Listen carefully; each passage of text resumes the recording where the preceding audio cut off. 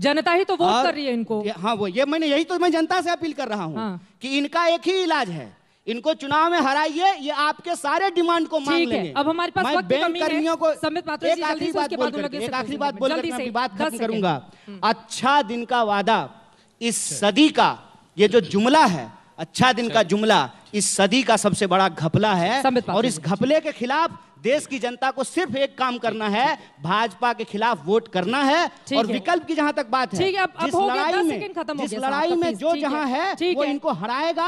और ये जो इधर उधर की बात करते हैं ना कि मोदी के सामने कोई इंडिविजुअल नहीं है, ये कहते हैं कि मोदी के सामने कोई इंडिविजुअल नहीं है। मोदी के सामने इस देश की 135 करोड़ जनता खड़ा होगी और 45 साल में सबसे ज्यादा बेरोजगारी हुई है। संबित पात्रा जी, कन्हैया जी हो गई आपकी बात। संबित पात्रा जी, वक्त की कमी है, जल्दी से अपनी बात। चित्रा जी, आप जानते हैं जब ये प्रश्न पूछा जाता है बताओ मोदी का विकल्प कौन होगा, तब जो उत्तर ये देते हैं ना कि 135 करोड़ जनता होगी, इसका अर्थ है कि इनके पास नेता नहीं है, उसका विकल्प कौन होगा। अगर मुझे पूछा जाएगा ना इस देश का प्रधानमंत्री कौन होगा, मैं खड़े होकर सीना ठोक के बोलूंगा किसी में कुव्वत है, किसी में हिम्मत है। एक सेकंड सर, मैं बीच में नहीं बोला था। नेता ही चित्रा जी एक सेकंड चित्रा जी ऐसे चित्रा जी ये ऐसे नहीं चित्रा जी ऐसे ठीक है अपनी बात चित्रा जी ऐसे बिल्कुल आखिरी पायदान। मैं तो एक रिक्वेस्ट कर रहा हूँ, आपने इतना बड़ा सुनहरा मौका दिया कि मोदी का विकल्प कौन, हिम्मत है तो एक बार बोल देना मोदी का विकल्प राहुल गांधी, बोल के तो दिखाए।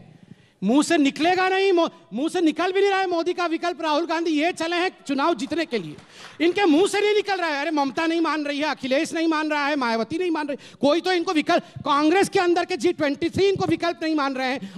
अब राहुल गांधी, सर मैं आपके बीच में एक सेकंड नहीं बोल रहा हूँ, राहुल गांधी के विकल्प कन्हैया कुमार जरूर हो सकते हैं, ये तो मैं मानता हूँ।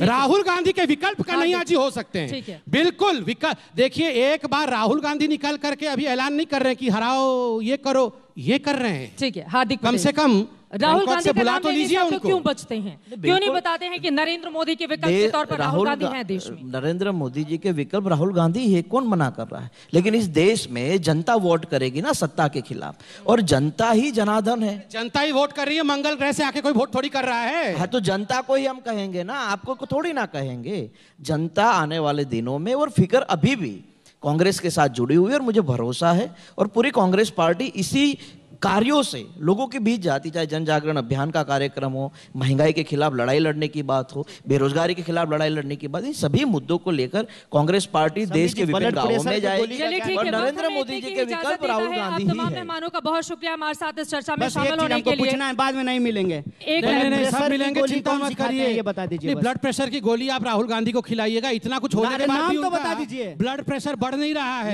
इससे खराब परिस्थिति क्यों हो रही है। 20 जरा राहुल गांधी को खिलाइएगा, टेल्मा 20 राहुल गांधी को खिलाइएगा, और शाम को ये भी दीजिएगा। वो क्या है, ठीक है क्या है? अरे जनता समझ गई क्या लेंगे शाम को, वो छोड़ दीजिए, जनता समझ गई। और पुड़िया भी है उनके लिए मेरे पास, मंगा के देंगे। अदानी वाला वक्त हमें इतने की इजाजत देता है। आप तमाम मेहमानों का बहुत शुक्रिया हमारे साथ इस चर्चा में शामिल होने के लिए। अब जनता के बीच इन तमाम मुद्दों को लेकर कौन सी पार्टी जाकर अपनी बात को समझा पाती है, ये देखना रहेगा महत्वपूर्ण। लेकिन गर्मागर्म बहस के बीच बहुत सारे सवाल भी उठे, जिसका जवाब भी मिला, बहुत सारे सवाल अगली बार संबित जी को बुलाएगा प्लीज। बहुत शुक्रिया, नरेंद्र मोदी जी के बराबर लाके राहुल गांधी को खड़ा करो। ठीक है, धन्यवाद।